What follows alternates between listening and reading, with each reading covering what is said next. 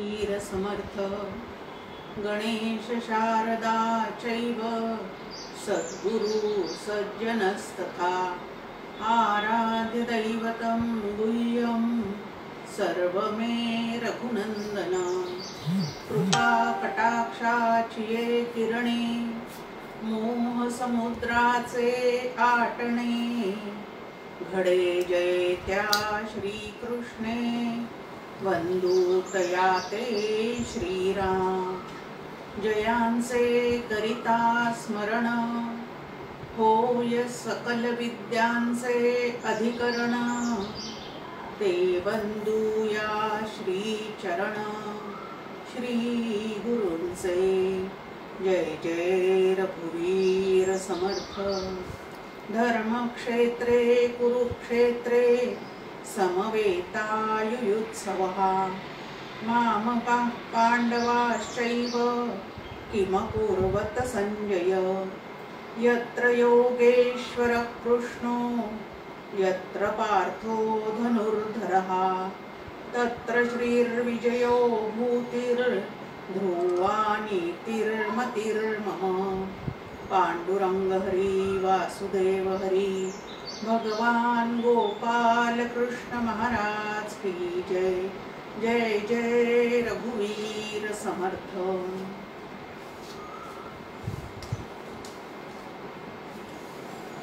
परमपूजनीय doctor काका, श्रद्धेय मंदाताई या उभयतांना मनपूर्वक वंदन करते।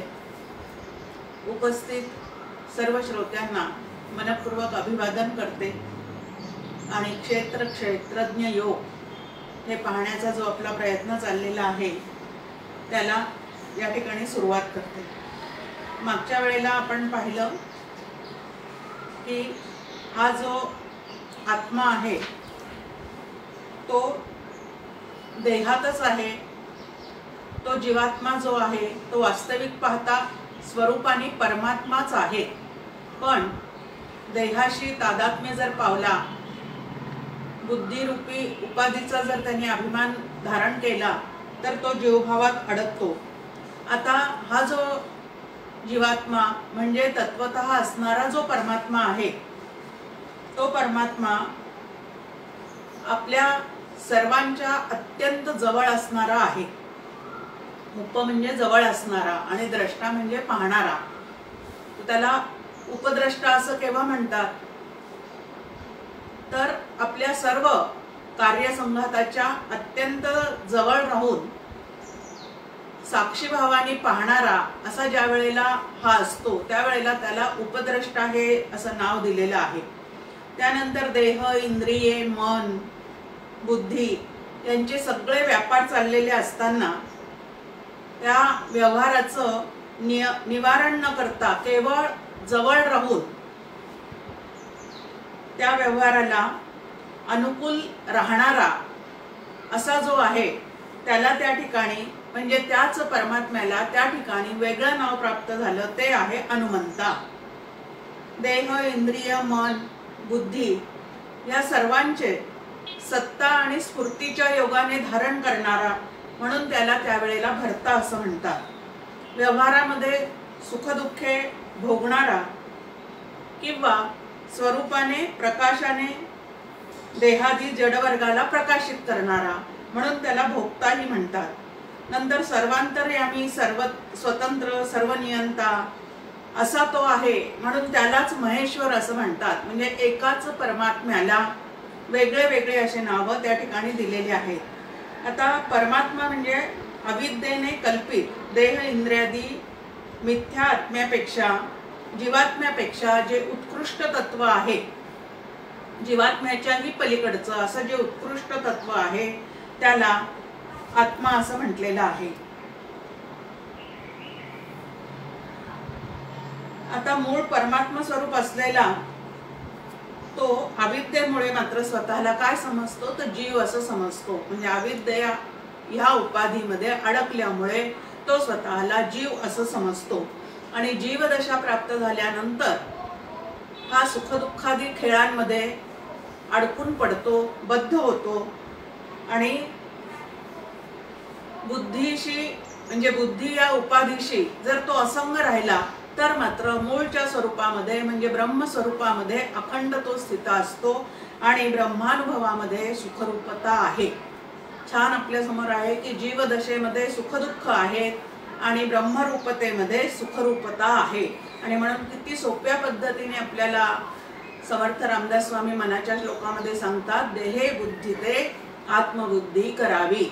आणि दासबोधामध्ये आपल्याला सांगतात, देहे बुद्धीचे नाना धोके, की देहबुद्धीमुळे नाना धोके म्हणजे नाना सुखदुःखे आपल्या वाट्याला येतात। आणि तीच जर आत्मबुद्धी झाली आणि मी आत्माच आहे ह्या निश्चयापर्यंत जर आपण पोहोचलो तर त्या निश्चयामध्ये खरोखरी काय आहे तर सुखरूपता ठेवलेली आहे।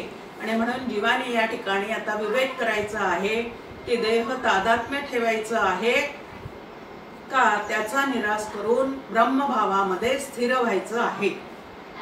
आता हे जे तत्वज्ञान आहे क्षेत्र आणि क्षेत्रज्ञाचं जे आतापर्यंत आपण ऐकतो आहोत त्या तत्वज्ञानाचं नेमकं फळ काय आहे तर जो असा गुणासहित प्रकृती आणि या प्रकृतीच्या आतमध्ये स्थित असणारा चैतन्य रूप पुरुष या दोघांनाही तत्वतः जो योग्य रीतीने जाणतो तो सर्व प्रकारचे कर्म त्या प्रकृतीकडनं होत असताना सुद्धा कर्ता भोक्ता म्हणून त्यामध्ये लिप्त होत नाही आणि काय होतो तर पुन्हा जन्माला येत नाही म्हणजे मुक्त होऊन जातो। आता आत्म्याच्या बाबतीमध्ये 15व्या अध्यायामध्ये आपल्या समोर एक ठेवलेला आहे की असंगोयम पुरुषः, हा आत्मा कसा आहे तर देहात आहे पण अलिप्त आहे। या सर्व कार्यसंघातामध्ये तो आहेच आहे, त्याच्याशिवाय एकही कार्य एकही क्रिया जीवात्म्याकडून प्रकृतीकडून होऊ शकत नाही।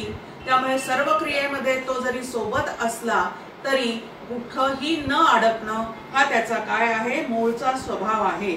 अलिप्त पण लक्षात घेऊन जर आपल्याला ते अनुभवता आलं देहात असतानाच मी देह नाही तर देहा पलीकडचं आत्मतत्व जे आहे देहात व्यापून आहे पण देहात लिप्त नाही असं जे आत्मतत्व आहे ते आत्मतत्व जर आपण देहात असताना जाणलं तर शरीराकडून घडणाऱ्या कुठल्याही कर्मामध्ये त्या कर्मांना मिळणाऱ्या फळामध्ये आपण अडकून न पडता कर्तृत्व भोक्तृत्वाचा लेप न लागता आपण सुटू शकतो। त्यामुळे क्रियमान कर्म सगळे आपले निर्लेप होऊन जातात आणि संचित जे आहे ते जळून गेल्यामुळे जन्म मरणाचा फेरा चुकतो। 3 प्रकारचे कर्म आपल्या समोर ठेवलेले आहे, प्रारब्ध, संचित आणि क्रियमान। तर जीवनमुक्त जरी झाला तरी प्रारब्ध हे त्याला भोगूनच संपवावं लागतं, पण प्रारब्धाचा भोग समोर येऊन उभा राहिला तरी सुद्धा त्यातून निर्माण होणारे सुखदुःख आपण भोगलेच पाहिजे अशी मात्र बळजबरी त्यांना करता येत नाही। त्या ठिकाणी विचारांच्या साह्याने या फळांचा माझा काहीही संबंध नाही, आत्मरूप मी अकर्ता आहे हे जर त्यावेळेला लक्षात राहिलं तर सुखदुःखादी प्रसंग समोर येऊन सुद्धा अंतःकरण स्थिर आणि शांत राहू शकतं। हे या तत्वज्ञानाचं खूप मोठं फळ आहे। ब्रह्मसूत्रामध्ये ब्रह्माचं एक वर्णन केलेलं आहे, निष्कंपत्वात म्हणजे अजिबात कंप पावत नाही। मग भयाने सुद्धा कंप पावत नाही किंवा सुखदुःख वाट्याला आले तरी सुद्धा त्या ठिकाणी अस्थिरता जाणवत नाही, त्याला निष्कंप असं म्हणतात। आणि असं निष्कंप होऊन राहणं हे जीवनमुक्तीचं एक खूप मोठं फळ जे आहे ते ह्या तत्वज्ञानाच्या अभ्यासाने तुम्हाला आम्हाला प्राप्त होऊ शकतं। पण त्यासाठी डॉक्टर काका म्हणतात तसं की या सर्व तत्वज्ञानाचं साधनेत रूपांतर करण्याची जी कला आहे ती मात्र आपल्या ठिकाणी अवगत असली पाहिजे। नाहीतर तत्वज्ञान सगळं बुद्धीत आहे पण आचरणात मात्र आपल्याला ते आणता येत नसेल तर मग समर्थ म्हणतात त्याप्रमाणे विद्या उदंडची शिकला परी प्रसंग मान चुकतची गेला तरी मग तये विद्येला कोण पुसे, अशी या ठिकाणी आपली फजिती होऊ शकते। त्यानंतर आत्मज्ञानाची 3 साधने संपूर्ण भगवद्गीतेमध्ये अगदी 18व्या अध्यायापर्यंत या 3 साधनांचा पाठपुरावा केलेला आहे आणि आपल्या समोर सातत्याने त्याची मांडणी केलेली आहे। तर या निष्कंप तत्वाचा अनुभव, असंग पुरुषाचा अनुभव, अलिप्त आत्म्याचा अनुभव घेण्यासाठी या 3 पद्धतीचा, 3 साधनांचा उपयोग करता येतो. कोणी साधक जे आहे ते शुद्ध झालेल्या आणि सूक्ष्म झालेल्या बुद्धीने ध्यानाच्या माध्यमातून आपल्या हृदयातच त्या आत्मस्वरूपाचं दर्शन घेतात असं या ठिकाणी सांगितलेलं आहे. आता ध्यानासंबंधी 6व्या अध्यायामध्ये आपल्या समोर एक श्लोक येतो, यत्रो परमते चित्तम निरुद्धम योग सेवया. आता योगाच्या अभ्यासाने चित्तवृत्तीचा निरोध करून आपल्याला ह्या आत्मपुरुषाचा म्हणजे आत्म्याचा काय करता येतो, तर हृदयाच्या ठिकाणीच आपल्याला त्याचा अनुभव घेता येतो. पण त्याच्यासाठी अट काय आहे, तर बुद्धी अत्यंत शुद्ध आणि सूक्ष्माचा विचार करण्या इतकी काय झाली पाहिजे, तर तरल झालेली असली पाहिजे. तरच या परमात्म्याचा साक्षात्कार आपल्या अंतःकरणात आपल्याला करून घेता येऊ शकतो. म्हणून चित्तवृत्ती निरोधः असं या ठिकाणी सांगितलेलं आहे. नंतर ज्ञानासंबंधी 2ऱ्या अध्यायामध्ये सांगितलेला एक श्लोक या ठिकाणी आपल्या समोर आहे, कर्मजं बुद्धियुक्ता हि फलं त्यक्त्वा मनीषिणः. की समबुद्धीने युक्त असलेले जे लोक आहेत म्हणजे ज्ञानी आहेत ते काय करतात, तर कर्मफलाचा त्याग करतात. प्रकृती पुरुष विवेक त्यांच्या ठिकाणी पूर्णपणे रुजलेला असल्यामुळे पुरुषाच्या सत्तेवर म्हणजे चैतन्याच्या सत्तेवर प्रकृतीकडून हे सगळं कार्य होत चाललेलं आहे हे नेहमी लक्षात असल्यामुळे कार्यातून निर्माण होणारी कीर्ती, त्याला लाभणारे फळं या कुठल्याही गोष्टीत न अडकता ते त्याच्याकडे तटस्थ वृत्तीने पाहू शकतात. म्हणजे बंधनातून ते मुक्त झालेले असतात आणि ते ह्या विवेकानेच निर्विकार असणाऱ्या परमपदाला काय होतात, तर प्राप्त होतात. या संदर्भात समर्थांची एक छान ओवी आपल्या समोर आहे, एक प्रकृती जगदाकारू, दुसरा मुख्य परमेश्वरू, तिसरा मी नावाचा चोरू आणिला कैसा. असं समर्थ विचारतात की एक प्रकृती आहे जी शरीर रूपाने जगत रूपाने आपल्याला भासते आहे आणि दुसरं पुरुष नावाचं म्हणजे त्यात स्थित असणारं चैतन्य आहे. मग चैतन्याच्या सत्तेवर प्रकृतीकडून सगळं कार्य चाललेलं असतं. मग जीव रूपाने मी जो आहे तो कसा आहे, तर जीव रूपाने मी निमित्त मात्र आहे आणि ब्रह्मरूपाने आत्मरूपाने मात्र मी अकर्ता आहे. असा विवेक जर सारखा जोपासता आला तर त्या ठिकाणी निर्विकार असणाऱ्या परमात्म्याचा अनुभव घेण्याची, त्या पदाला प्राप्त करून घेण्याची त्या ठिकाणी काय असते, तर शक्यता असते. नंतर कर्मयोग, पहिला आपण पाहिला ध्यानयोग, तिथे चित्तवृत्तीचा निरोध सांगितलेला आहे. दुसरा ज्ञानयोग, त्या ठिकाणी विवेक सांगितलेला आहे. आणि तिसरं आहे कर्मयोग, निराशीर्य चित्तात्मा त्यक्त सर्व परिग्रह. अंतःकरण आणि इंद्रियासह म्हणजे ज्याने आपल्या प्रकृतीवर विजय मिळवलेला आहे, अंतःकरणावर ताबा मिळवलेला आहे, आपल्या विचारांवर ज्यांनी पूर्णपणे ताबा मिळवलेला आहे, असा जो आहे तो मनानेच या सर्व गोष्टींचा त्याग करतो. शरीरासंबंधीचे कर्म जे समोर आले ते कर्तव्य कर्म आज्ञेप्रमाणे व्यवस्थित करत असताना सुद्धा कर्म करणारा मी, कर्ता भोक्ता मी असा दोष मात्र त्याच्या चित्तामध्ये अजिबात राहत नाही. म्हणून आत्मज्ञानासाठी 3 योग आपल्या समोर ठेवले. एक ध्यानयोग, तिथं चित्तवृत्तीचा निरोध आहे. दुसरा ज्ञानयोग, तिथं विवेक आणि वैराग्याची गरज आहे. आणि तिसरा कर्मयोग, त्या ठिकाणी मनाने सर्वाचा काय केलेला आहे, तर कर्तृत्व भोक्तृत्वाचा पूर्णपणे त्याग करून फलाशेची सुद्धा त्या ठिकाणी अजिबात त्यांनी चित्तामध्ये इच्छा ठेवलेली नाही, फलाशेचा सुद्धा त्याग केलेला आहे. ह्या पद्धतीने त्या परमात्म पुरुषाला, प्रकृतीत स्थित असणाऱ्या आत्मतत्वाला तुम्ही आम्ही नक्की जाणू शकतो. आता ध्यानयोग, ज्ञानयोग, कर्मयोग हे ज्याला जमत नाही त्यांनी काय करावं, तर त्या ठिकाणी 25व्या श्लोकामध्ये इथं आपल्या समोर मांडणी आहे की श्रवणाने सुद्धा भगवत प्राप्ती होऊ शकते. म्हणजे प्रत्यक्षात आम्ही ध्यानाला बसलो नाही, प्रत्यक्षात शास्त्राचा अभ्यास करून प्रकृती पुरुष विवेक असा चित्तामध्ये जागृत करून घेतलेला नाहीये, आणि कर्मयोगा संबंधीचं सुद्धा तत्व आम्ही जाणलेलं नाही।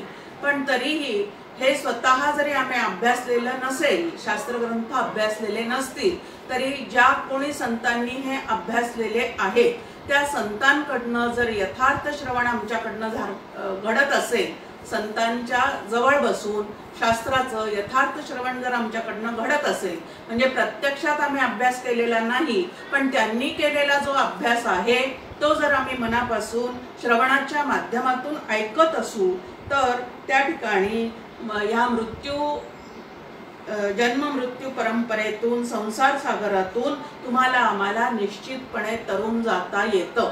म्हणजे प्रत्यक्ष स्वतः आपण शास्त्राचे ग्रंथ घेऊन अभ्यास नाही केला आणि आपण पाहतो की सगळे संत जे आहे, जे विशेषतः ज्ञानेश्वर यांच्या समकालीन असणारे, म्हणजे आपण पाहतो की नामदेव आहेत, त्यानंतर चोखामेळा आहे, हे सगळ्या संतांचे जे आपण चरित्र वाचतो त्यामध्ये ते कुठल्या युनिव्हर्सिटीत गेलेले आहे, कुठली डिग्री त्यांनी संपादन केलेली आहे, कुठले शास्त्रग्रंथ त्यांनी हातात घेतलेले आहे, पण संतांच्या वचनावर श्रद्धा ठेवून आणि सतत कीर्तन, प्रवचन, श्रवण ह्याची कास धरून ते सगळे जण मुक्त झालेले आहेत। याचा आपल्या समोर काय आहे तर त्यांचं उदाहरण आहे।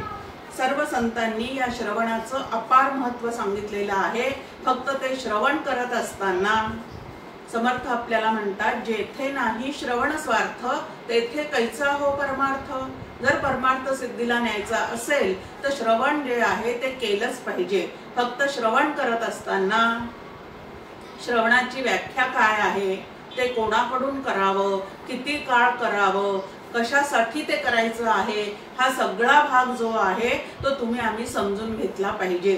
तर यथार्थ वक्त्याकडून श्रवण करावं, अद्वैत ग्रंथाविषयीचं श्रवण करावं आणि निर्गुण परब्रह्म अंतरी बिंबेपर्यंत श्रवण करावं। आणि आमचं श्रवण यथार्थ झालं की नाही हे कशावरून ठरेल तर ब्रह्मसत्य, जगन्मिथ्या, जीवो ब्रह्मैव नापराहा या असा जो तात्पर्य निश्चय आहे सगळ्या ग्रंथांचा, तो निश्चय जर आमच्या अंगी बांधलेला असेल तर आमचं श्रवण जे आहे ते पूर्ण झालेलं आहे असं समजायला हरकत नाही।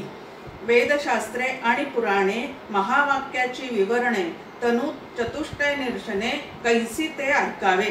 समर्थ म्हणतात, स्वतः जरी हातात ग्रंथ घेऊन नाही बसलो तरी सुद्धा संत संगतीत बसून आपण या सगळ्या गोष्टींचं श्रवण करावं आणि त्यामध्ये ते श्रवण करताना महावाक्याचं विवरण, पंचकरण या सगळ्या गोष्टी त्या श्रवणाच्या माध्यमातून समजून घ्याव्यात आणि समजून घेतल्यानंतर त्या पद्धतीने विचार करायला स्वतः संबंधी आणि जगासंबंधी आपण काय करावं तर विचार करायला त्या पद्धतीने सुरुवात करावी। तनु चतुष्टय निरसन, की चार देहांचा निराश कसा करायचा, कारण तुकाराम महाराजांचा अभंग आपल्याला माहिती आहे की देहाच्या निरासे पावी जेत्या ठाये। चार देहांचा, स्वतःच्या चार देहांचा आणि ईश्वराच्या चार देहांचा म्हणजे अष्टदेहांचा निराश केल्यानंतर आपण आपल्या स्वरूपाच्या ठिकाणी स्थित होऊ शकतो। निराश करायचा म्हणजे प्रत्यक्ष हातात घेऊन काही त्यांचा त्याग करायचा नाही, त्यांना कुठं फेकून द्यायचं नाही, तर विचारांनी हे म्हणजे मी नाही असं समजून घेत आत विचार करत गेलं की मग त्या तत्वाचा साक्षात्कार व्हायला काय होऊन जातं तर सुलभ होऊन जातं। आता 26व्या श्लोकामध्ये आपल्या समोर मांडणी आहे की जेवढं काही प्रत्येक चर आणि अचर वस्तू तुम्हाला आम्हाला दिसते आहे ते सगळं जे काही निर्माण झालेलं आहे ते निर्माण होताना एकट्या जडाकडूनही काही निर्मिती होऊ शकत नाही आणि एकटं केवल चेतन तत्व सुद्धा काही निर्माण करू शकत नाही। मग क्षेत्र आणि क्षेत्रज्ञ यांच्या संयोगातूनच या सगळ्या चराचरात तुम्हाला आम्हाला जे काही दिसायला लागलेलं आहे ते त्यांच्यापासूनच निर्माण झालेलं आहे। जेवढे म्हणून स्थावर आणि जंगम पदार्थ उत्पन्न होतात ते सर्व क्षेत्र आणि क्षेत्रज्ञ यांच्या संयोगापासून होतात असं तू लक्षात घे।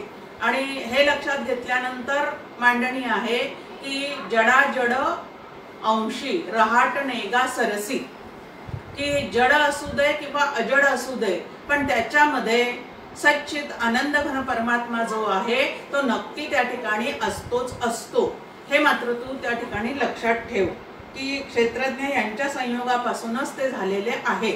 आता जड पदार्थ जे आहेत त्यांच्यामध्ये आता जड जरी असले, आता हे पुस्तक जड आहे, घड्याळ जड आहे, टेबल जड आहे, तरी सुद्धा टेबल आहे, पुस्तक आहे, घड्याळ आहे, हा जो आहेपणा आहे तो कुठून आलेला आहे? तर ह्या सगळ्यांच्या अस्तित्वाच्या मागे अस्ति नावाचं तत्व आहे।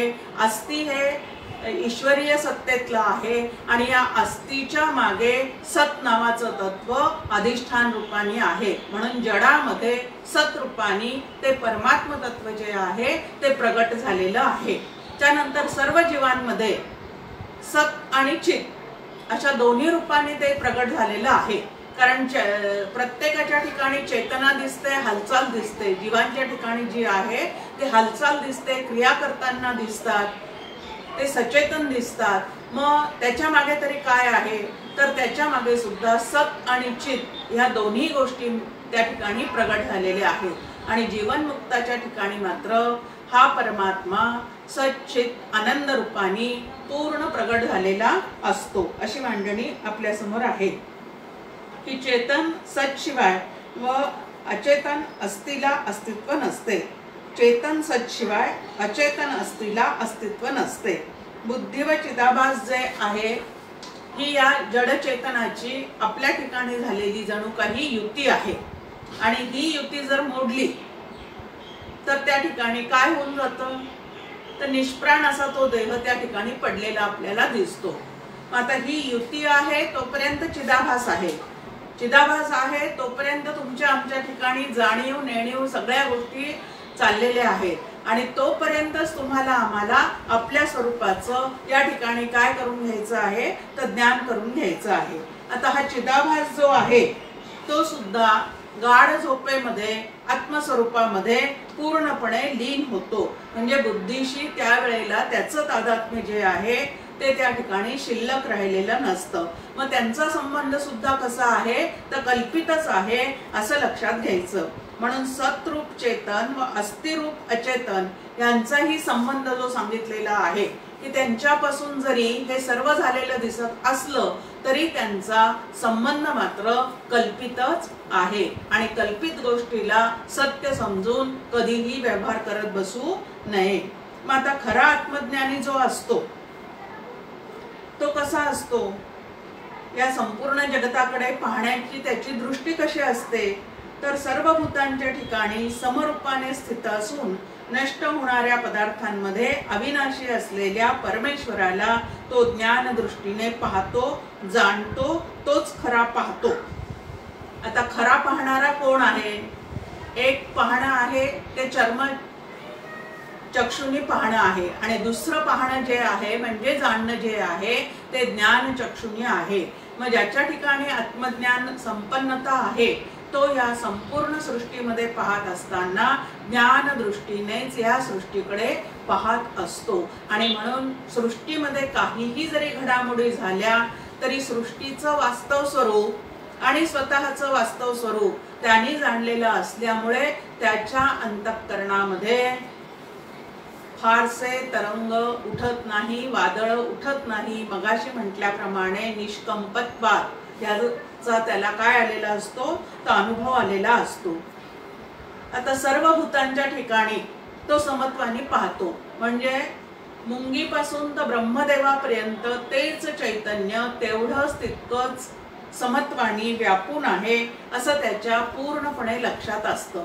आता ब्रह्म नावाचं तत्व कसं आहे? हत्तीमध्ये ते खूप भरलेलं आहे आणि मुंगीमध्ये ते कमी आहे, अशा प्रकारचं आहे का? तर अशा प्रकारचं ते अजिबात नाही। या दोन्ही ठिकाणी जे शरीर आपल्याला दिसतात ती पंचमहाभूत दोन्ही ठिकाणी कमी जास्ती प्रमाणात वापरली गेलेली आहेत, पण चैतन्य नावाचं तत्व मात्र दोन्ही ठिकाणी सारखंच आहे। आणि म्हणून ज्ञानेश्वर माऊलींची एक ओवी आपल्या समोर आहे की जे सर्वत्र सदा सम तेथ विभाग अधमोत्तम मती वशे संभ्रम विवंचिती। की सर्वत्र सदा समत्वानी व्यापून असलेल्या या तत्वाच्या ठिकाणी जो विषम दृष्टीने पाहतो म्हणजे द्वैत बुद्धीने पाहत राहतो, त्याच्या ठिकाणी सुख दुःख भय इत्यादी विकार जे आहेत त्या विकारांनी तो ग्रासला जातो। पण समत्वाने व्यापून असलेलं तत्व जर त्याला पाहता आलं सतत तर तो स्वतः सुद्धा आनंद रूपच होतो। आता परमेश्वर सर्वत्र भरलेला आहे असा सिद्धांत आपल्या समोर आहे। हे तत्व सर्वत्र सदा सम आहे हा सिद्धांत आपल्या समोर ठेवलेला आहे। आता या सिद्धांताचं जर आपल्याला साधनेत रूपांतर करायचं असेल तर ते सर्वत्र भरलेलं आहे असं जे शास्त्रांनी संतांनी श्री गुरूंनी सांगितलेलं आहे त्याच पद्धतीने या जगतामध्ये कितीही विविधता आणि विषमता नामरूपात्मक दृष्टीने मला दिसत असली तरी ते तत्व मात्र सर्वत्र सदा समत्वाने व्यापून भरलेलं आहे। मग भक्तीच्या भाषेमध्ये नभी वावरे जो अणुरेणू काही रीता ठावव्या राघवे विण नाही अशी समर्थांची काय आहे त्या ठिकाणी तर अनुभूती आहे। सर्वत्र संचले विठ्ठले गा। आता हे देवतांच्या म्हणजे राम कृष्ण पांडुरंग इत्यादी देवतांच्या संदर्भात त्यांनी हा जरी विषय मांडलेला असला तरी राघव सुद्धा ब्रह्मरूप आहे, विठ्ठल सुद्धा ब्रह्मरूप आहे, पांडुरंग सुद्धा त्या ठिकाणी ब्रह्मरूपच आहे। मग शास्त्राच्या भाषेत ज्याला ब्रह्म असं म्हणतात त्यालाच बोली भाषेमध्ये राम कृष्ण हरी विठ्ठल दत्त ह्या पद्धतीने आम्ही त्यांची नावं घेत असतो। मग हे सर्वत्र सदा समत्वानी व्याप्त आहे हा जो सिद्धांत आहे तो सिद्धांतच मी माझ्या आचरणामध्ये साधनेमध्ये काय केला पाहिजे तो उतरवला पाहिजे की सर्वत्र तेच तसंच व्यापून राहिलेलं तत्व आहे। आणि जो ह्या सिद्धांताचं साधनेत रूपांतर करून सर्वत्र भगवंतच भरलेला आहे असं पाहतो, या ठिकाणी म्हटलेलं आहे की असं जो पाहतो तो काय करतो तर स्वतःचा उद्धार करून घेतो। आणि जो ह्या दृष्टीचा विकास न करता विषमतेने या जगतामध्ये वावरतो आणि निषिद्ध कर्म निषिद्ध भोग वगैरे घेत राहतो तो मात्र आत्म्याचा घात करतो।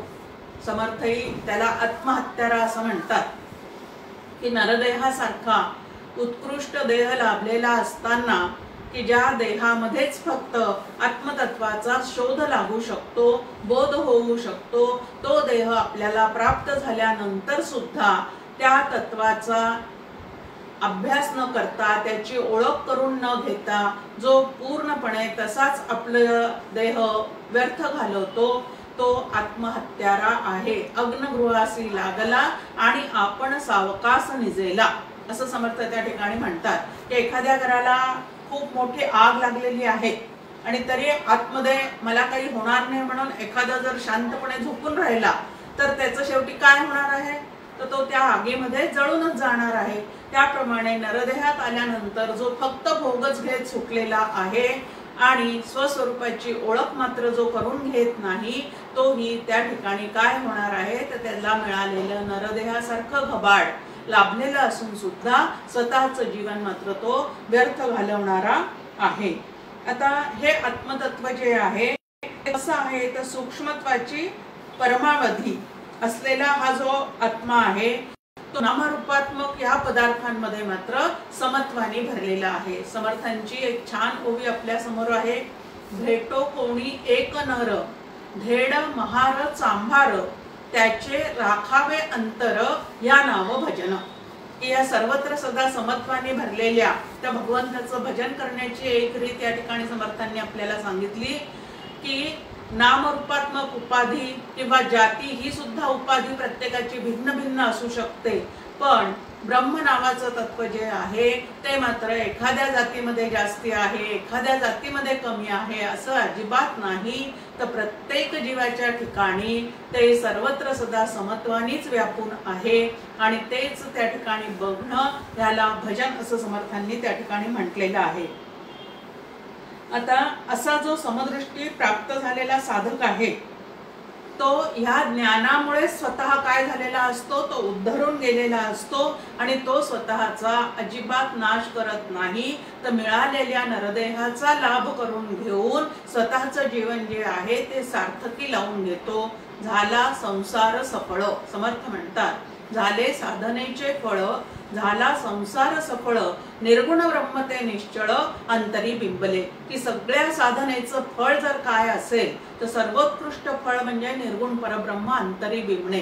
आणि नरदेहात आलेला जीव जो संसार करत राहतो त्या संसाराची सफलता कशामध्ये आहे तर ह्याच निर्गुण परब्रह्माची ओळख करून घेऊन तेच मी आहे असं आपल्या बुद्धीचा निश्चय करण्यामध्ये आणि त्याच निश्चयामध्ये जीवन व्यतीत करत राहणे, ह्याच्या इतकं परमभाग्य महत्भाग्य ते दुसरं नाही. म्हणून नरदेहाचं सार्थक कशात आहे तर निर्गुण परब्रह्म अंतरी बिंबवण्यातच आहे. आणि असा जो कोणी त्याचा विवेक करतो तो स्वतःकडे सुद्धा चैतन्य रूप म्हणूनच पाहतो आणि इतर जीवांकडे सुद्धा त्याच दृष्टीने पाहत राहिल्यामुळे जन्म मरणाच्या चक्रामध्ये अडकत नाही. आणि जो फक्त देहाकडे, त्यांच्या गुणाकडे, त्यांच्या जातीकडे, त्यांच्या उपाधीकडे लक्ष ठेवून असतो तो मात्र सुखदुःख भोगत राहतो आणि पुनरपि जननम पुनरपि मरणम ह्या चक्रामध्ये देह तादात्म्यामुळे अडकून पडल्यामुळे परत परत येत जात राहतो. ह्या चक्रातून मला सुटायचं असेल तर आतमधल्या आत्मचैतन्याची ओळख करून घेऊन तेच मी आहे असा निश्चय आमच्या बुद्धीचा झाला पाहिजे. आता हा जो आत्मा आत्मा आपण ऐकतो आहोत तो आत्मा कसा आहे तर त्याचं वर्णन केलेलं आहे. तो अकर्ता आहे. 29 ते 33व्या ओव्यापर्यंत आपल्या समोर आहे की तो कसा आहे तर अकर्ता आहे. आता विचारी म्हणजे तत्वज्ञानाचा अभ्यास करणारे, शास्त्राचा अभ्यास करणारे किंवा त्याचं श्रवण करणारे असे जे विचारी पुरुष आहे ते आता कर्म जे आहे ते कोणालाच चुकलेलं नाही. लहान असू दे मोठा असू दे, लहान थोर काम काही केल्या वेगळे होत नाही. किंवा जो जो प्राणी या पंचमहाभूतात्मक देहानी युक्त आहे त्या सगळ्यांच्या मागे शेवटपर्यंत कर्म नावाची गोष्ट आहेच आहे. पण हे सगळं कर्म प्रकृतीकडून होत चाललेलं आहे. त्याच्या मागे गुणांची प्रेरणा आहे. पण या प्रकृतीचा, या गुणांचा आणि गुणांच्या प्रेरणेप्रमाणे होत चाललेल्या कर्मांचा, त्याला मिळणाऱ्या फळांचा वास्तविक आत्मरूप असणाऱ्या मीशी काहीही संबंध नाही. असं जो भव्य दिव्य कर्म करून सुद्धा लक्षात ठेवतो तो या ठिकाणी जीवनमुक्त म्हणावला जातो. आणि ते आपल्या सगळ्यांचं काय आहे तर ते आपल्या सगळ्यांचं या ठिकाणी ध्येय असं सांगितलेलं आहे की परमात्म्याच्या ठिकाणी सर्व भूतांचे अस्तित्व असून परमात्म्यापासून भूतांचा विस्तार झाला आहे असे पाहतो तेव्हाच तो ब्रह्माशी एकरूप होतो. आता वास्तविक पाहता ब्रह्म स्वतः कुठल्याही गोष्टीची उत्पत्ती करत नाही असं आपल्या समोर मांडणी आहे. पण तरी सुद्धा त्याच्या सत्तेवरच हे सगळं आपल्याला दिसत असल्यामुळे, भासत असल्यामुळे आणि जे दिसतं जे भासतं त्याला त्याच्याशिवाय दुसरी सत्ता नसल्यामुळे ते तद्रूपच आहे. ह्या दृष्टीने त्याच्याकडे पाहण्याची कला जी आहे ती विकसित करावी लागते.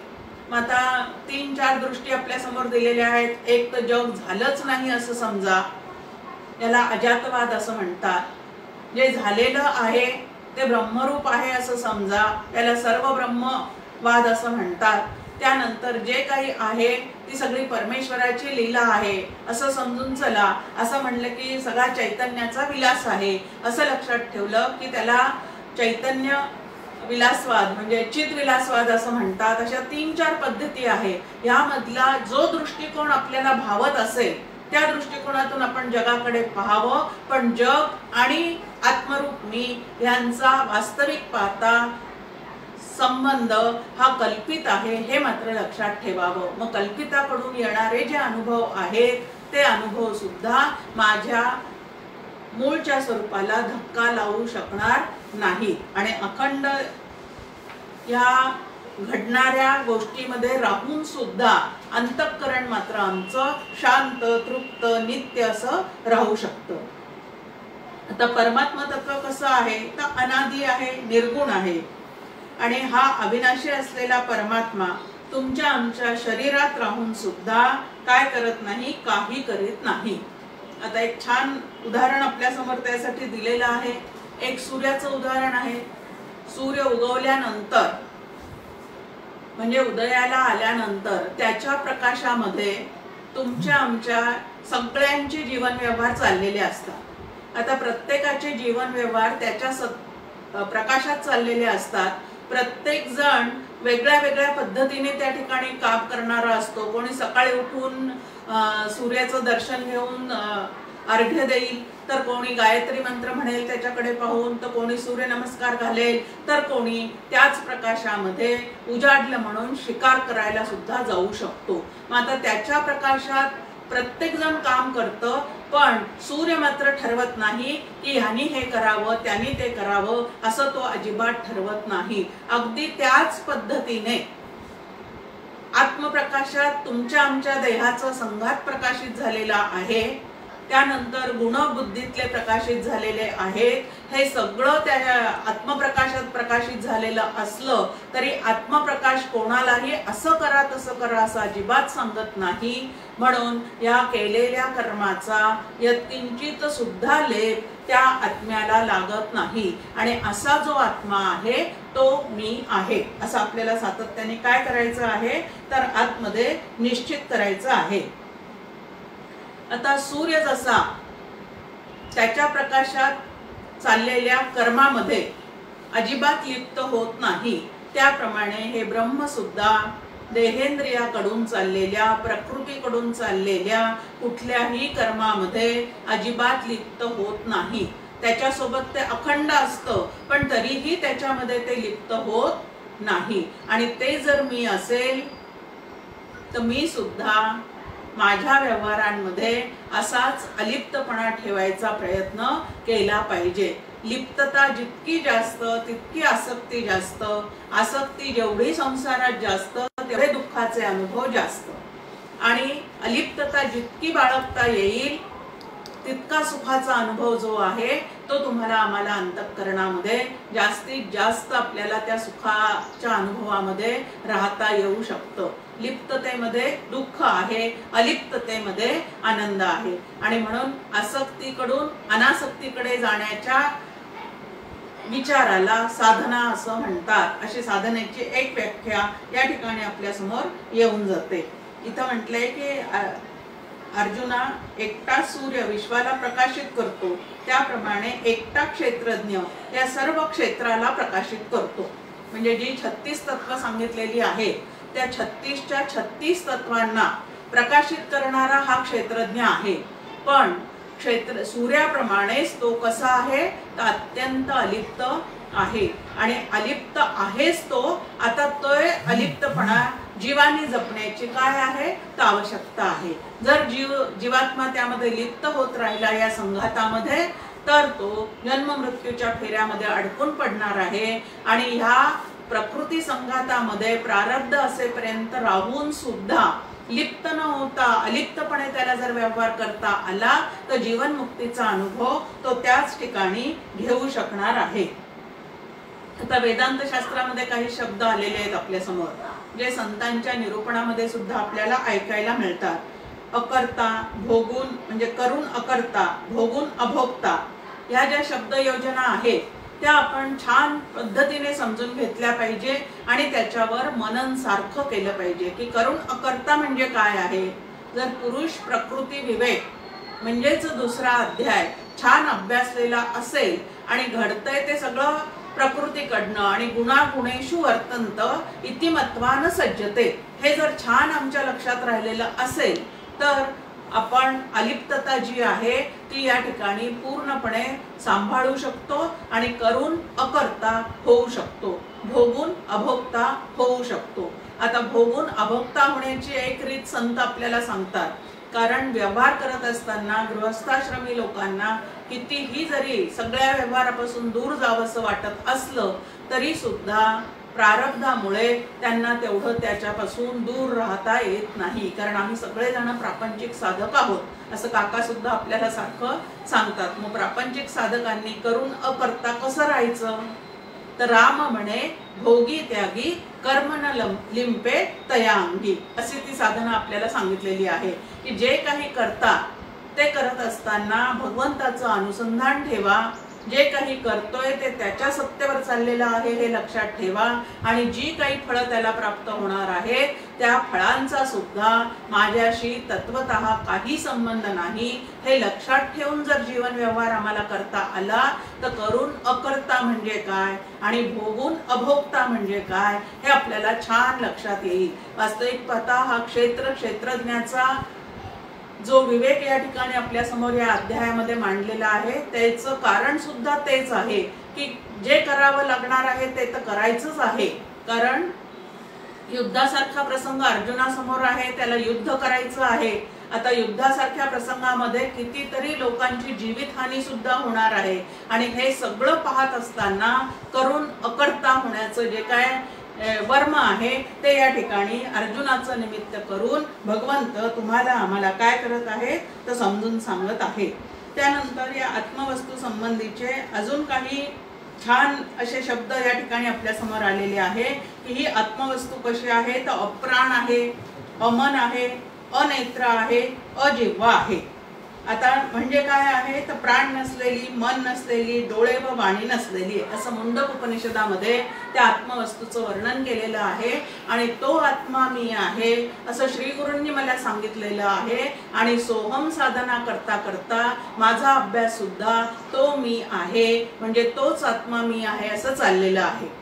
आता आत्मतत्व अप्राण आहे, मग प्राण जाण्याची सारखी जी धास्ती किंवा भीती माझ्या ठिकाणी असते ती भीती ही कशामुळे आहे तर देहाशी तादात्म्य पावल्यामुळे आहे।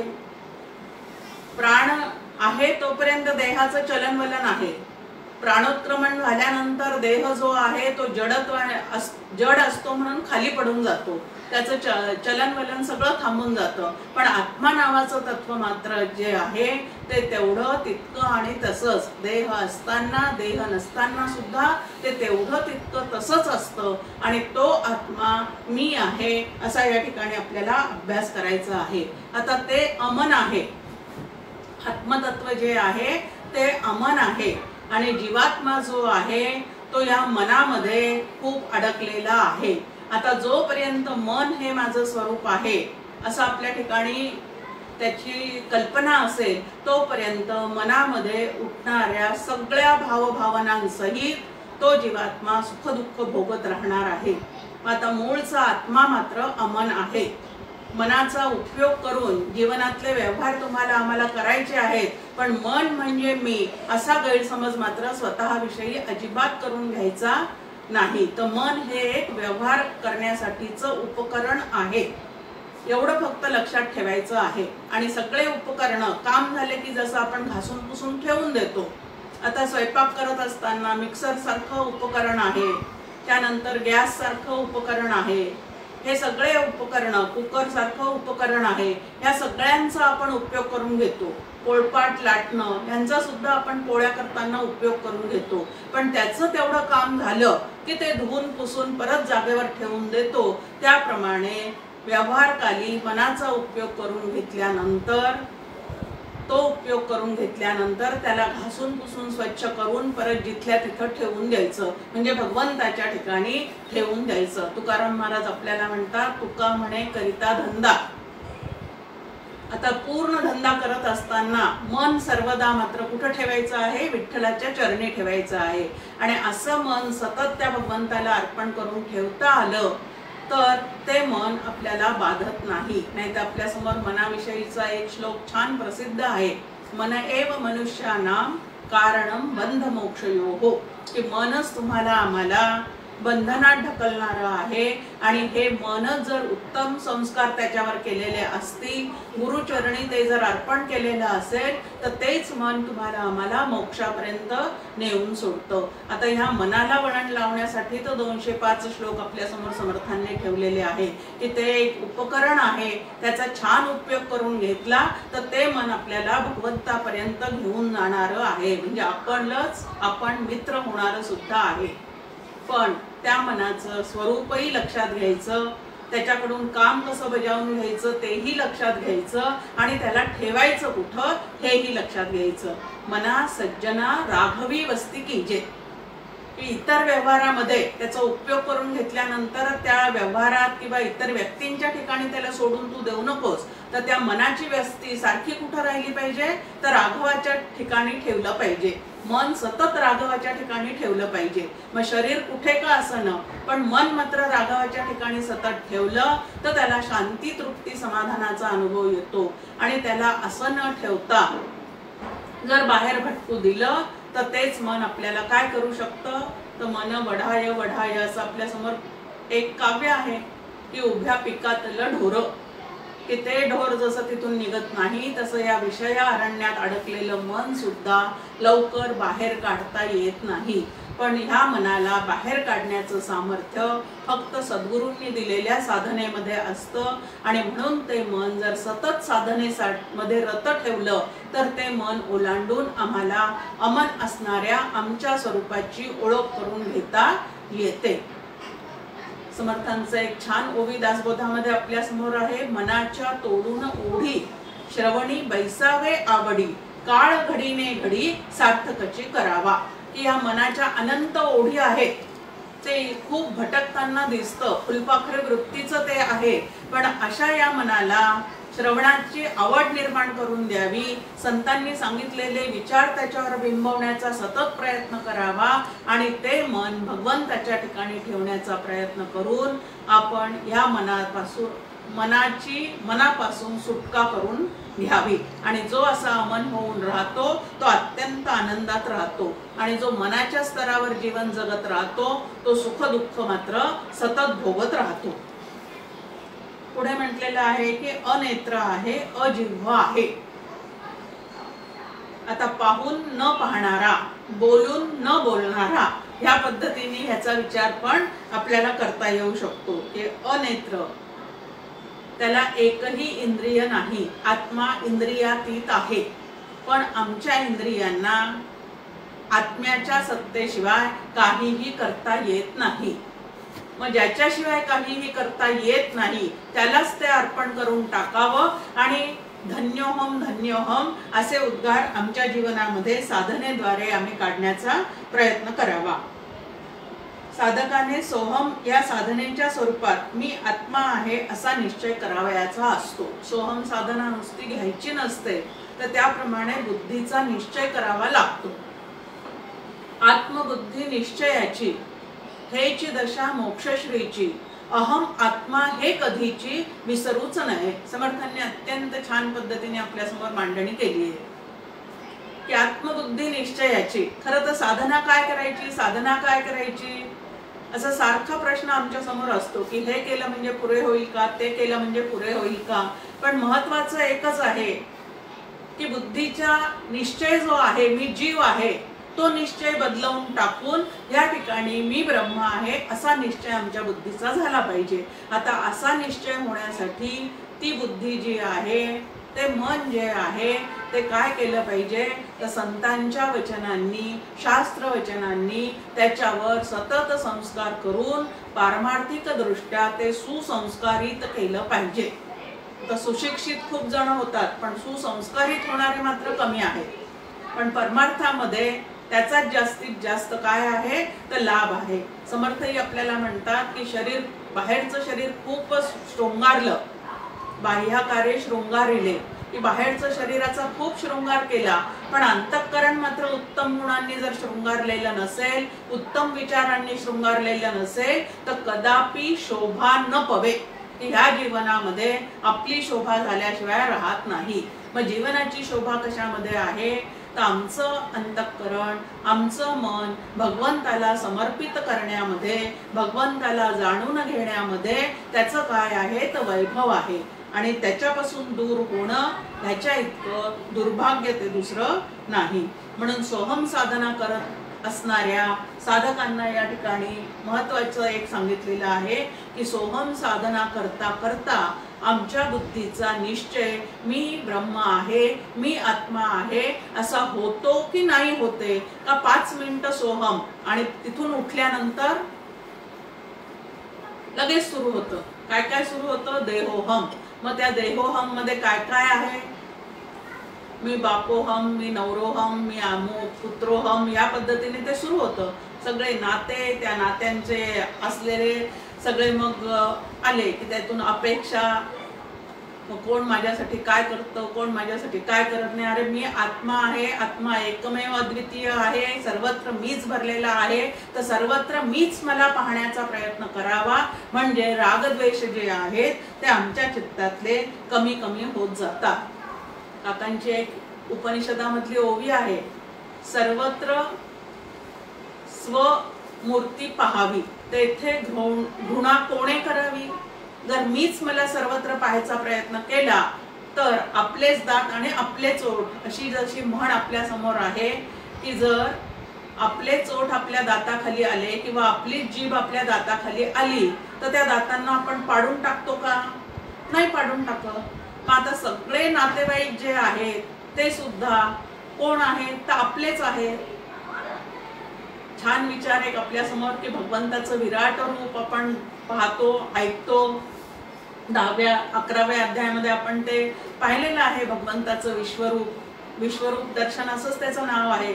मग या विश्वरूप दर्शनामध्ये भगवंताने सर्व काही मीच आहे हे जे दाखवलेलं आहे, तसं साधकांनी सुद्धा आपलं कुटुंब हे आपलं काय आहे तर विश्वरूप आहे असं लक्षात घ्यायचं आहे. आणि या प्रत्येक कुटुंबियांमध्ये दुसरं तिसरं काही नसून स्वरूपरूप मीच काय आहे तर विलसलेला आहे. ह्या दृष्टिकोनातून जर त्याच्याकडे पाहिलं तर रागद्वेष कमी होतील आणि शुद्ध असणारं प्रेम आपल्या अंतःकरणामध्ये त्याविषयीचं जागृत राहील.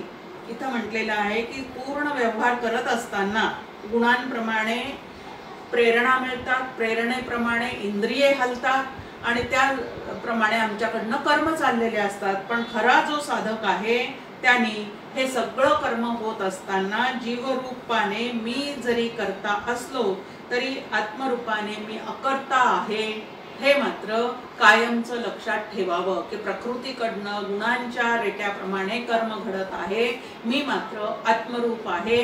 कारण शास्त्राचा सिद्धांत आणि माझ्या श्री गुरूंचं सांगणं तसंच असल्यामुळे मी माझ्याकडे आत्माच आहे ह्या दृष्टीने पाहणे याला साधना असे म्हणतात. अशी साधनेची एक छान व्याख्या या ठिकाणी आपल्या समोर येऊन जाते. आता 2 सत्ता आपल्याला परमार्थ पूर्ण ह्याच्यामध्ये शास्त्रामध्ये सांगितलेले आहेत. एकाला व्यावहारिक सत्ता म्हणतात आणि एकाला पारमार्थिक सत्ता असं म्हणतात. तिसरी एक प्रातिभासिक सत्ता, पण ती म्हणजे प्रातिभासिक सत्तेतच व्यावहारिक सत्ता मोडते असं आपल्या समोर मांडणी आहे.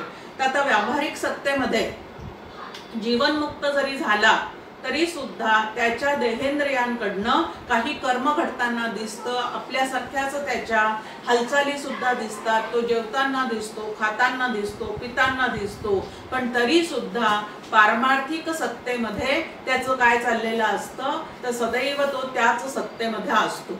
आता सामान्य माणूस खाताना पिताना झोपताना मी झोपतो, खातो, पितो असं ज्या वेळेला म्हणतो त्यावेळेला तो जो मी म्हणतो त्यामध्ये एक जीवात्मा असतो आणि दुसरा देहात्मा जो आहे तो असतो. आणि संत ज्या वेळेला मी खातो पितो झोपतो असं म्हणतात त्यावेळेला एक चिदाभास रूप मी असतो आणि एक कुटस्थ चैतन्य रूप मी असतो त्यांच्या ठिकाणी.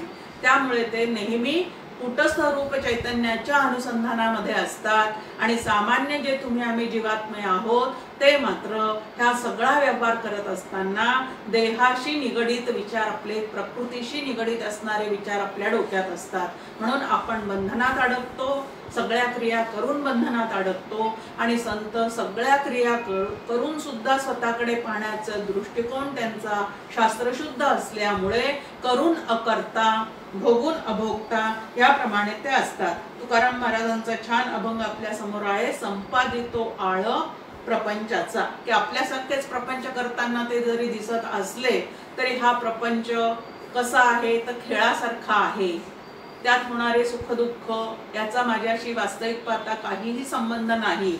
आता सुखी दुःखी होणाऱ्या लोकांना अत्यंत मनापासून उपदेश करून आनंदरूप करण्याचा नसतो, परंतु स्वतः मात्र ते सुख दुःखाच्या पलीकडे गेलेले असतात. म्हणून कसे आहे तर संपादितो आळ प्रपंचाचा, की प्रपंच करताना मी जरी दिसत असलो तरी कुटस्थ रूप जो मी आहे त्याच्या ठिकाणी प्रपंचोपशम प्रपंचाचा पूर्ण उपशम आहे. म्हणजे प्रपंच नावाची गोष्ट तिथं कधीच निर्माण होत नाही, झालेली नाही, आणि जे काही झालेलं दिसतं ते पूर्ण काल्पनिक आहे असा पूर्ण त्या ठिकाणी बोध असल्यामुळे काहीही जरी घडलं तरी अंतःकरण जे आहे ते अत्यंत स्थिर त्या ठिकाणी राहिलेलं असतं, आणि म्हणूनच त्यांना जीवनमुक्त असं म्हणतात. समर्थांचा सुद्धा एक या पद्धतीचा छान अभंग आहे. दास डोंगरी राहतो, यात्रा देवाची पाहतो. आता यात्रा देवाची पाहतो म्हणजे ही शरीराची जी सगळी यात्रा चाललेली आहे, प्रारब्धानुसार त्याचं जे सगळं चालणं आहे ते व्यावहारिक सत्तेतलं आहे. पण डोंगरी राहतो दास म्हणजे काय, तर स्वतःकडे मी मात्र कशा पद्धतीने पाहतो, तर मी आत्मा आहे, कुटस्थ चैतन्य आहे, ब्रह्मरूप आहे, आणि तेच माझं स्वरूप आहे, ह्या दृष्टिकोनातून पाहतो. हा आत्मदृष्टीने मी प्रपंच करतो, हा मीच माझ्यावर केलेला काय असतो, तर जणू काही आरोपच केलेला असतो. आता एक उदाहरण या ठिकाणी दिलेलं आहे की हा आत्मा कसा आहे, तर आकाशासारखा. जास्तीत जास्त जवळचा दृष्टांत त्याला जर दृश्य जगतातला द्यायचा झाला तर त्याला आकाशाचा देतात. कारण आकाश एक तर व्यापक आहे, दुसरं म्हणजे ते निर्विकार आहे, तिसरं म्हणजे ते अलिप्त आहे, आणि म्हणून आकाशाचा दृष्टांत दिला जातो. आता या आकाशामध्ये अनेक वर्षा ऋतूकाळी अनेक ढग निर्माण होतात, अनेक रंग त्यामध्ये दिसायला लागतात, इंद्रधनुंचे खेळ सुद्धा रंग सुद्धा त्या ठिकाणी आपल्याला भासायला लागतात. परंतु ह्या कशाचाही लेप मूळच्या आकाशाला लागलेला नसतो. त्याच्यावर अनेक गोष्टी आपल्याला दिसतात. गंधर्व नगरे असं त्याला म्हटले. दोन्ही घटामध्ये आकाश आहेच आहे. मग आता एका घटाला लसणाचा वास लागतो आणि एका घटाला अत्तराचा वास येतो. आता घटात असलेल्या आकाशाला या वासाचा मात्र काहीही संबंध नसतो. त्याच पद्धतीने आत्मस्वरूपाच्या ठिकाणी जीवाकडून घडलेल्या कुठल्याही गोष्टीचा काहीही लेप त्याला कधीही लागत नाही. तर गुणाच्या सान्निध्यामुळे या जीवात्म्याकडनं अनेक जरी कृती होताना दिसत असल्या, काही चांगल्या कृती काही वाईट कृती होताना जरी दिसत असल्या, तरी कुठल्याही कृतीचा आत्मस्वरूप मीच्या ठिकाणी अजिबात संबंध नसतो. आता हे संपूर्ण जे काय जग आहे ते कसं आहे, तर रज्जू सत्य रज्जूने मिथ्या सर्पाला प्रकाशित करावे, त्याप्रमाणे सत्य आत्म्याच्या प्रकाशात जगाचे प्रकाशन होते. सर्पाचा एकही गुण ज्याप्रमाणे रज्जूत दिसत नाही, त्याप्रमाणे दृश्य जगाने आत्मा लिप्त होत नाही. हे महत्वाचं आहे की आत्मा नावाचं जे तत्व आहे ते आहे पण अलिप्त आहे, आणि ते माझं स्वरूप असल्यामुळे ह्या जगताचा व्यवहार करत असताना सुद्धा माझ्यामुळे झालं, मी केलं, मी नसतो तो झालं नसतं इत्यादी पद्धतीने साधकाने कधीही बोलू नये. कारण जे काय होतं ते गुणांप्रमाणे, गुणांच्या रेट्याप्रमाणे, प्रकृतीकडून प्रारब्धाच्या अनिवार्य रेट्याप्रमाणे होत असतं. आत्मरूप मीला प्रारब्धही नाही, संचितही नाही, आणि क्रियमान सुद्धा नाही, म्हणून याचा माझा काहीही संबंध नाही. सर्व प्रकाशक आत्मा असं 34व्या श्लोकात आपल्या समोर की हा सगळं जे काही आहे त्याचा अभ्यास आपण कशासाठी केलाय, तर जे ज्ञानदृष्टीने क्षेत्र व क्षेत्रज्ञ यांच्यातील भेदाला आणि विकार, गुण आणि भूते या तिघांना उपादान कारण असलेल्या मायेला ती अस्तित्वात नाही अशा रीतीने जाणतात, ते आत्मस्वरूप अशा कैवल्य मोक्षाला प्राप्त होतात. खूप छान पद्धतीने की हे क्षेत्र त्याचं एवढं 36 संघात जरी सांगितलेले असले तरी तो सगळं काय आहे तर प्रकृतीकडून आलेलं म्हणजे मायेकडून आलेलं आहे, आणि माया मुळात झालेलीच नाही. मग ती कशी आहे तर भासमान आहे, म्हणून मायेला मुळात अस्तित्वच नाही. हे जो लक्षात ठेवतो तो या प्रकृतीच्या गुणांमध्ये अडकून पडत नाही, प्रकृतीच्या रंगरूपामध्ये अडकून पडत नाही. कारण प्रकृती ही मुळात काय आहे तर झालेलीच नाही, भासमान आहे, आणि जे भासमान आहे ते काही काळानंतर निवृत्त सुद्धा होणारं असतं। मग सत्य काय आहे तर ज्याच्या सत्तेवर भास होतात असं जे अधिष्ठान रूप तत्व आहे तेच एकमेव सत्य आहे, त्यालाच आत्मा म्हणतात, त्यालाच ब्रह्म असं म्हणतात। आणि माझ्या देहाचं अधिष्ठान जे आहे तो हा कुटस्थ चैतन्य रूप आत्मा आहे। मग मी आत्मा आहे असं कायमचं लक्षात ठेवायचं। आता ही माया कशी आहे तर आपण आरशासमोर उभं राहतो, आरशासमोर उभं राहिल्यानंतर आपल्याला आपलं प्रतिबिंब त्यात जरूर दिसतं। आता आरशात आपलं प्रतिबिंब जरी दिसत असलं तरी तत्वतः तिथं दुसरं काही असतं का हो? उत्तर काय आहे त्याचं की तिथं काहीच नसतं, कारण आपण समोर नसलो की त्या ठिकाणी परत काही दिसतही नाही। मग आपण उभं आहे तोपर्यंत ते दिसतं, पण प्रत्यक्षात तिथं मुळीच काही नसतं। त्याचप्रमाणे या व्यवहारात आपल्याला सगळं काही दिसत असलं, भासत असलं तरी सुद्धा प्रत्यक्षात माया मुळीच झालेली नाही, आणि म्हणून आगाजे झालेची नाही त्याची वार्ता पुससी काही। मग क्षेत्रज्ञ योग आपल्याला काय शिकवतो आहे तर क्षेत्रज्ञानी क्षेत्राचा उपयोग करून घेऊन जीवन अतिशय उत्तम पद्धतीने जगावं, पण क्षेत्रज्ञानी स्वतःची ओळख क्षेत्र म्हणून करून घेऊ नये, तर क्षेत्राच्या आत स्थित असणारा जो परमात्मा तो मी आहे असा निश्चय क्षेत्राला सोडून जाण्याच्या आधी त्याचा झालेला असला पाहिजे।